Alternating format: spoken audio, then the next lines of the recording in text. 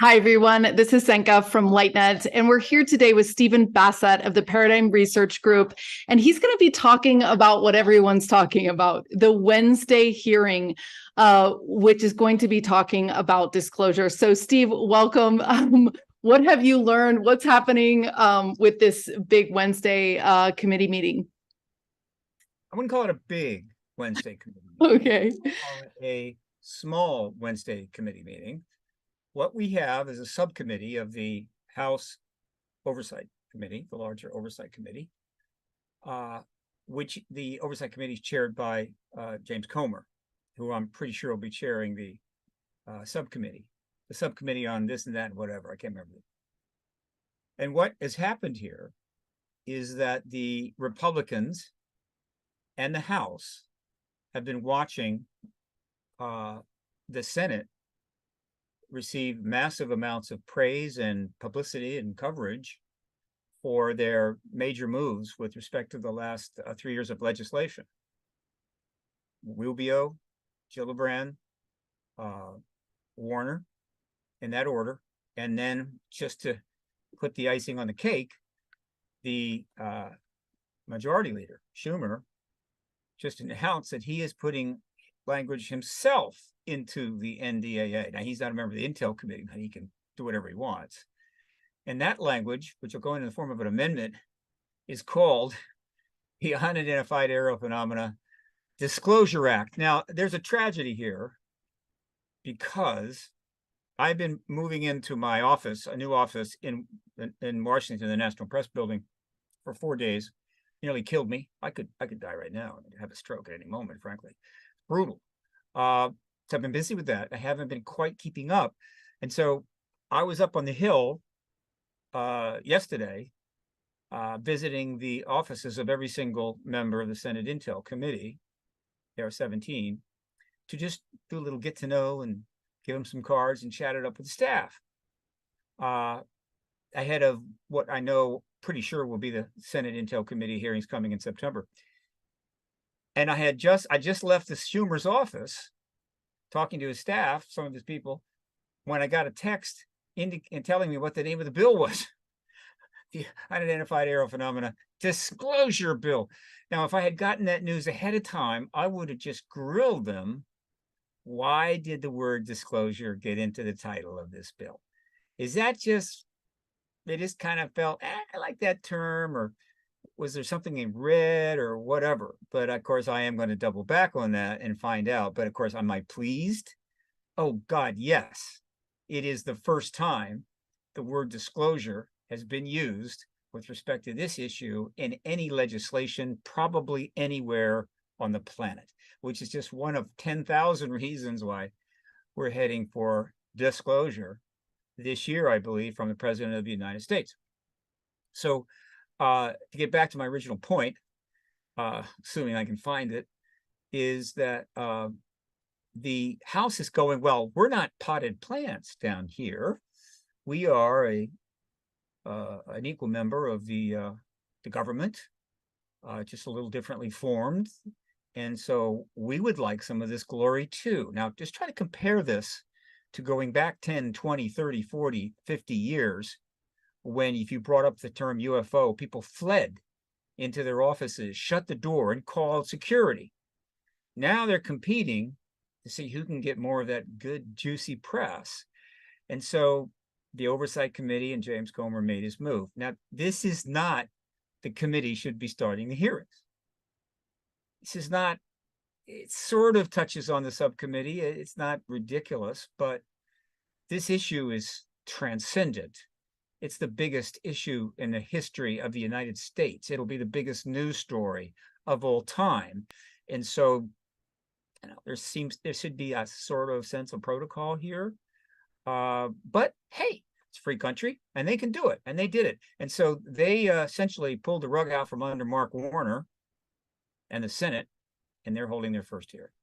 Now, the question that I had immediately when I read that a few weeks ago is, what witnesses will they get? Because just because you hold the hearing doesn't mean you get witnesses. If they don't want to come, they're not going to come. And if they're committed to another hearing, with another committee in the Congress, they won't come. Now, you could get them to come by subpoenaing them, but if that would be a huge mistake for the Oversight Committee Chairman Comer to subpoena any one of these witnesses. And so I was intrigued by that. And now we know. Not too bad. He got Ryan Graves, David Fravor, and he got, and this is a big get, David Grusch. I thought Grusch might hold out, but the truth is David Grusch came forward early and essentially dropped something or another into the punch bowl, and got things out ahead of the time frame in a way, and created quite a stir. Not because he wanted to create a stir, not because so much that he wanted to cause a problem, but because he was still getting harassed and some threats, and he ultimately decided that he needed to go public in a fairly substantial way. Leslie Kean and Ralph Blumenthal helped him in that regard. They would have liked to have gone to the New York Times, Washington Post, but the Washington Post and New York Times need a little more advanced notice on a story of this magnitude. They'll get around to it, but they went with the Debrief, which is great quality journalists, love these guys.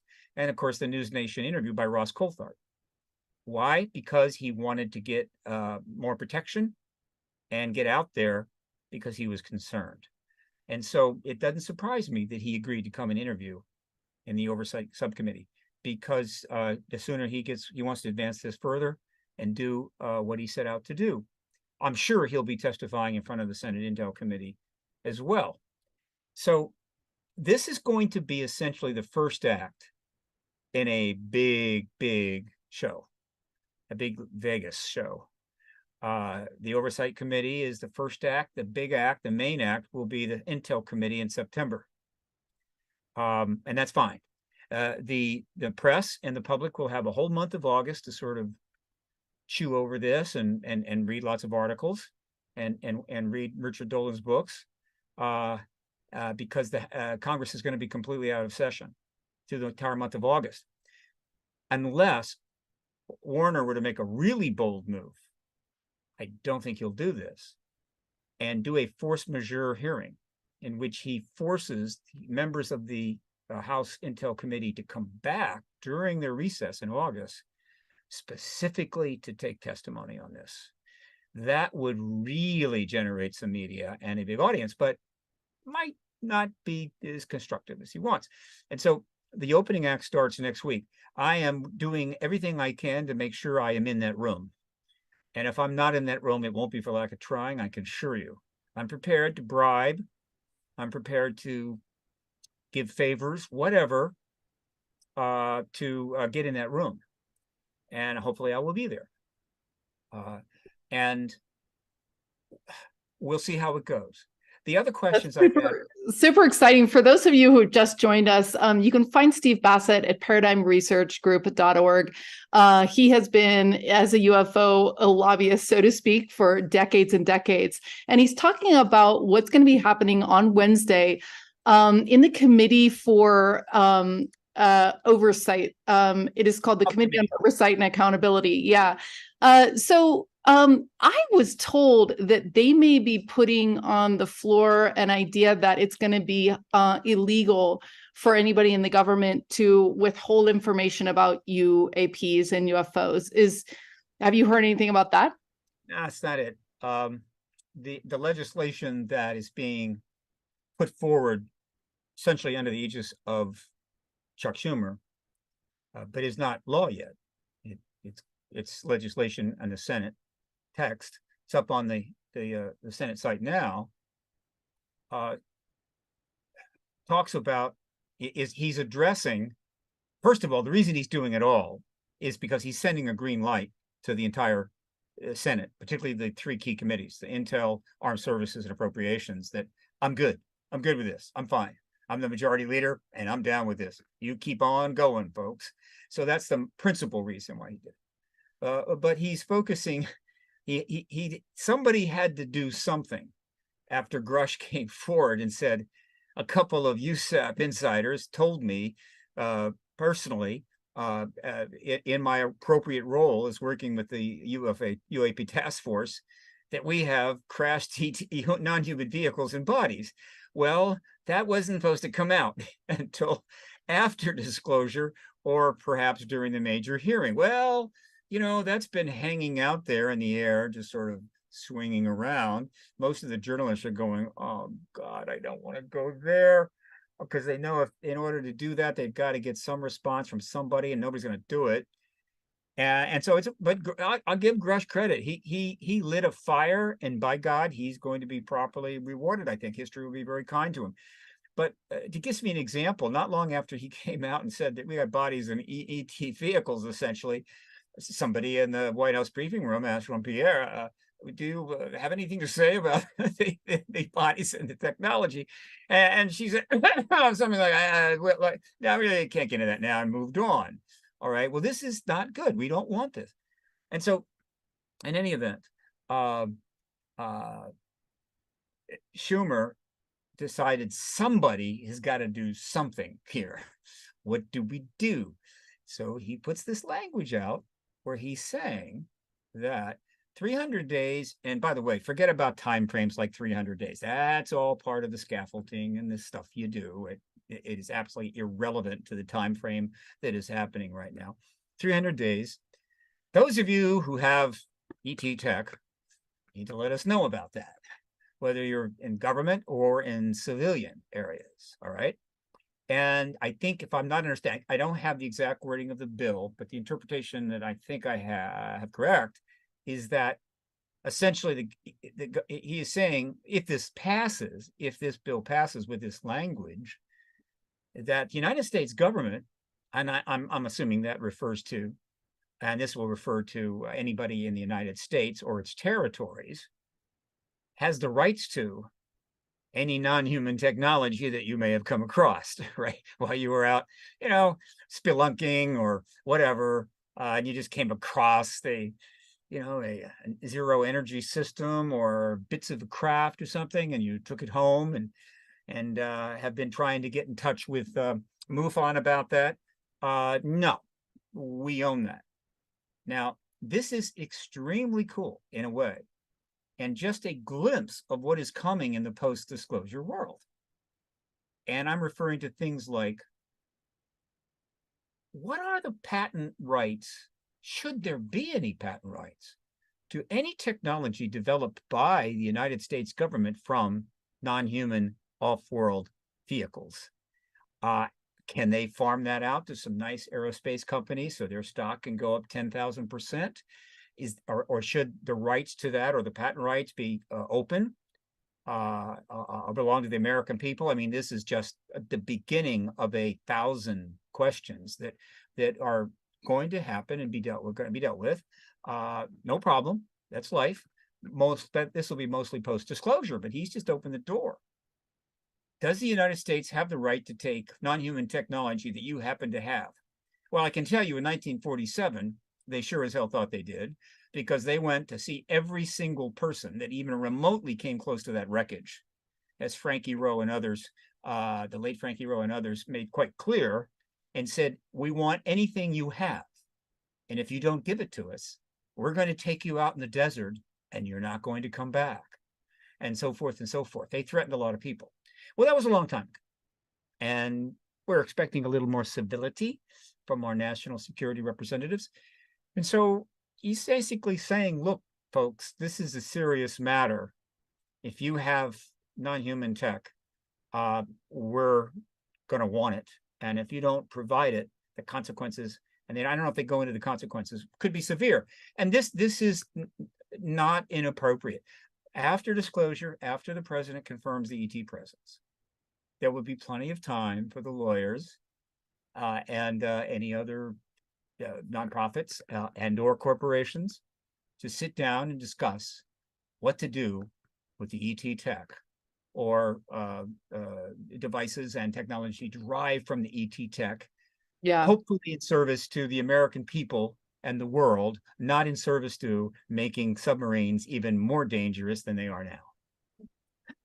Yeah, thank you, Steve. That's a great, point, because I'm sitting here thinking like, well, I'm thinking that, this wasn't just a one-off thing that we had one crash way back then, and then we're reverse engineering. It's like, if we can have open contact that is peaceful, and if once we get through this hump of like the confusion and shock and fear and all the stuff, then we can literally collaborate in a more open way, and it won't be such that one person gets the information and another person doesn't. The other life forms will choose who they interface with, so that's good. Well, the ET is going to do whatever they want. But Zenka, let me ask you something. Do you feel confused?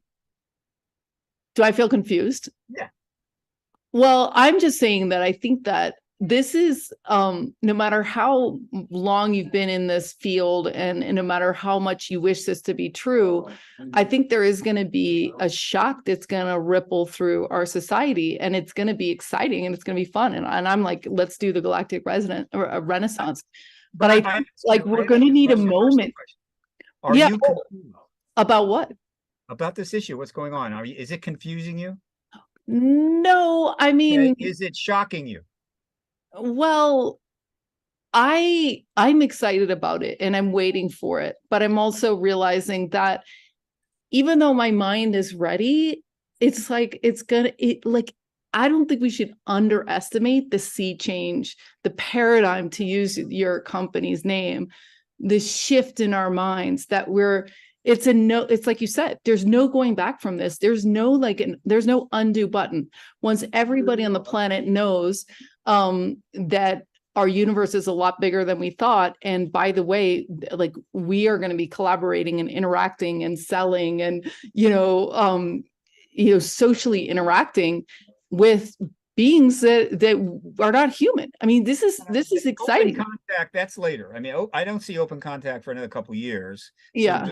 So The president doesn't mean that he's going to show up at the podium with some ETs. But right. The point I'm getting to is this: you're absolutely right.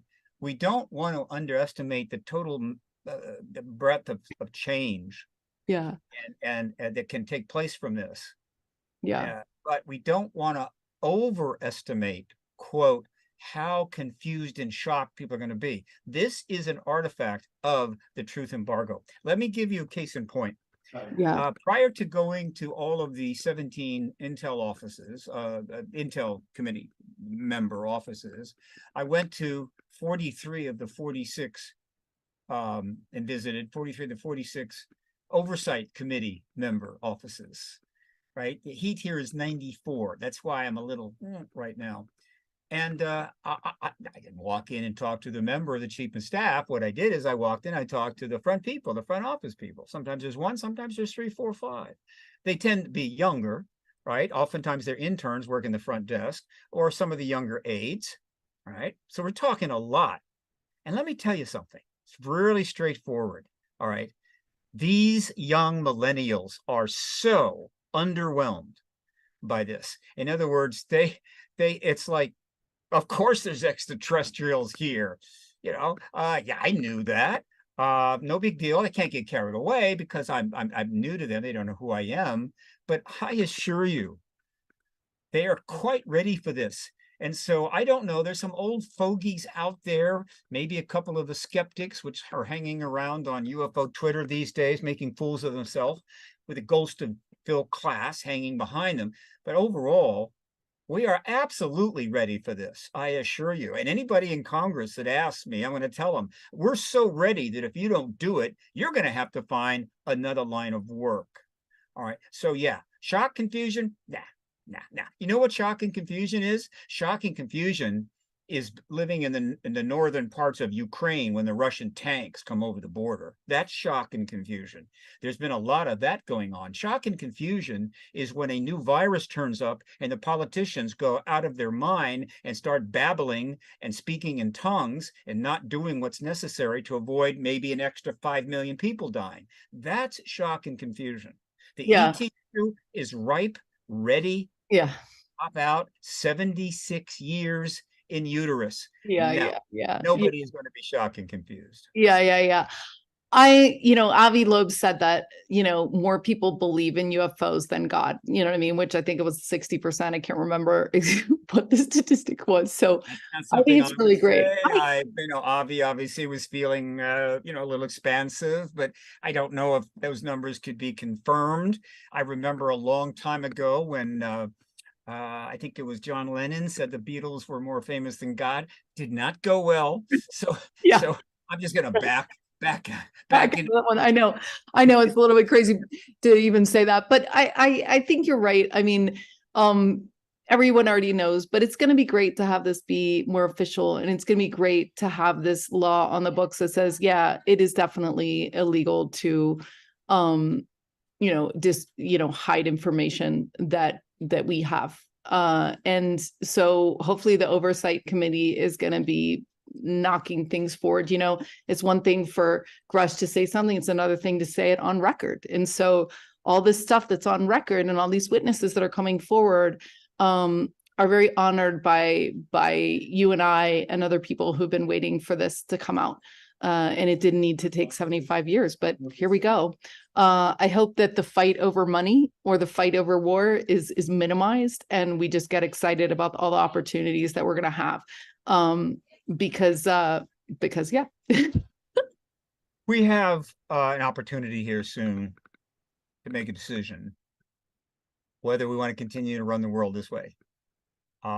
Prior to what's about to happen, not a chance that was going to get any serious consideration, other than the odd program here and the odd program there and the odd anecdote here that seems to imply, well, somebody is doing something. Now, we're on the road to hell. All right, it's that simple. 10,000 years on, haven't changed.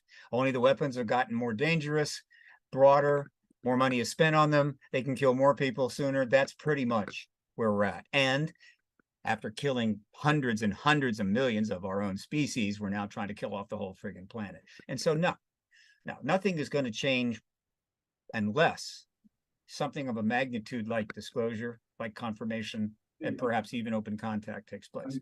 So, and I've told this to a number of the staffers, I typically said to them, I envy you.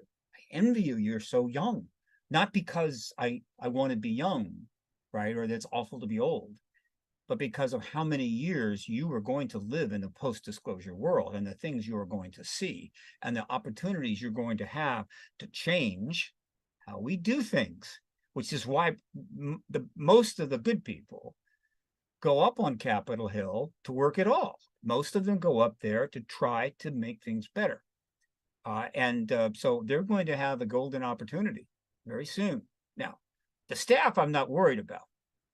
Their bosses, well, we may have to have some, I don't know, some personnel changes. We need younger people, more open-minded people, less entrenched and less hyper-partisan. And the American people can deliver that anytime they want to. It's always their choice. I'm not picking parties here, and I'm not mentioning specific names. I'm simply saying that is what we need, right, for what is coming. And those that are not able to deal with the truth embargo ending and the post-disclosure world, retire with grace. Get a nice job in the public sector. I mean, in the private sector, and make some good money. But please don't hang around if you can't deal with this. Please, we have a lot of business to do. Thank you so much, Steve, for a lifetime of work that you've done to crack this door open in the most important of ways. If you are not in that room, we hope to see you on Wednesday. Everybody who's watching on Wednesday, we're going to be doing a watch party, 10 a.m. Eastern Standard, 7 a.m. Pacific Standard Time. And we're going to be watching the Congressional Oversight Committee talk about disclosure. And Steve is probably going to be in the room. If not, he may pop on the call to give his commentary live about this. So thanks. No, I mean, I can't pop on live. In other words, I'm this way. If I'm not in the room, I'll be watching it on screen. Okay. Yes. And I probably would rather come on afterwards for some comments rather than try to interject there. Great. Though they do take breaks. And if this thing is going to be all day, there may be a couple of breaks, including a lunch break. Now, if I smell that coming and I'm not in the room after I've gotten over the grief that I'm going to experience by not being in the room and recovered appropriately. Yeah, I mean, during the break or lunchtime, I might just, I'll call in and we can. That's great. I don't know. Okay. That's great. We're going to have Ellen Steinfeld. We're going to have JJ and Desiree Herdeck as well here, and we may have some others. So we'll see you on Wednesday, where history is going to be happening on Capitol Hill. So thanks again. You can find Steve Bassett at paradigmresearchgroup.org. He has thousands of articles about UFO disclosure over the decades. And we thank you so much, Steve, for everything you've done. And when you were talking about the millennials and how they're excited about this time, I literally got full body chills. So I think you hit it right on the head. By the way, I need Twitter followers, please. Yeah, you're big on Twitter. Steven Bassett, right? Steve Bassett, at Steve Bassett or Steve Bassett. Paradigm Research Group. I need followers. Of course, I need retweets and all that stuff too. But first, I need followers. So let's get down there and start following me. Thank you. Okay, great. We are following you, and we look for more to come. I mean, this is the floodgates that are opening up. So thanks again, Steve, for joining us. And thanks for your work too, Zenka. Okay.